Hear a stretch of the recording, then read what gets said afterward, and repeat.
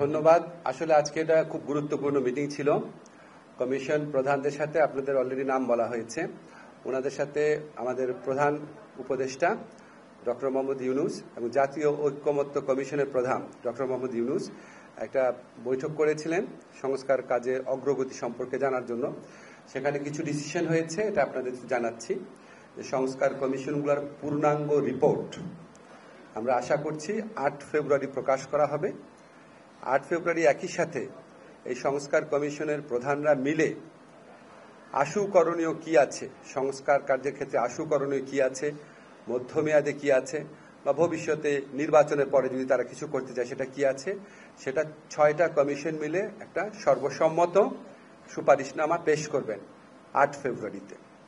এই সুপারিশনামা এবং কমিশনগুলোর রিপোর্ট আমরা সকল রাজনৈতিক দল এবং আমাদের জুলাই গণ অভ্যুত্থানের পক্ষের শক্তি যারা আছে তাদের কাছে পৌঁছে দিব সেদিনই। এরপর রাজনৈতিক দল গণ অভ্যুত্থানের পক্ষের সকল শক্তির সাথে আলোচনা এবং সমঝোতা ক্রমে জাতীয় ঐকমত্য কমিশনের প্রথম আনুষ্ঠানিক বৈঠক অনুষ্ঠিত হবে। আমরা আশা করছি এটা ফেব্রুয়ারির মাঝামাঝি সময় অনুষ্ঠিত হবে এবং এটা রাজনৈতিক দলগুলোর সাথে কথা বলেই ডেটটা ঠিক করা হবে। জাতীয় ঐকমত্য কমিশনের প্রথম বৈঠকে সভাপতিত্ব করবেন ঐকমত্য কমিশনের প্রধান ডক্টর মোহাম্মদ ইউনূস এবং এখানে সকল রাজনৈতিক দল এবং আন্দোলনের যারা পক্ষশক্তি ছিল তাদের প্রতিনিধিরা থাকবেন এবং আমাদের যারা কমিশন চিফ আছেন ওনারা সবাই উপস্থিত থাকবেন। এটাই আজকে মোটামুটি অগ্রগতি।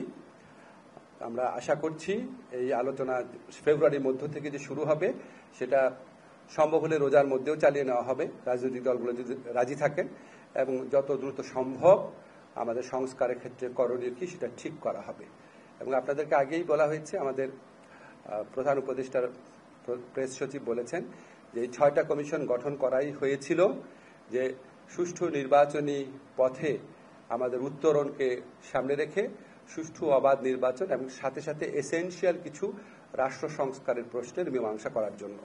বাকি কমিশনগুলোও কাজ করছেন, কিন্তু এটার সাথে এই কমিশনগুলো প্রথমে গঠিত হয়েছিল। এই কমিশনগুলো সম্পর্কে এই কমিশনগুলোর প্রধানদের নিয়ে আজকে বৈঠকটা হয়েছে।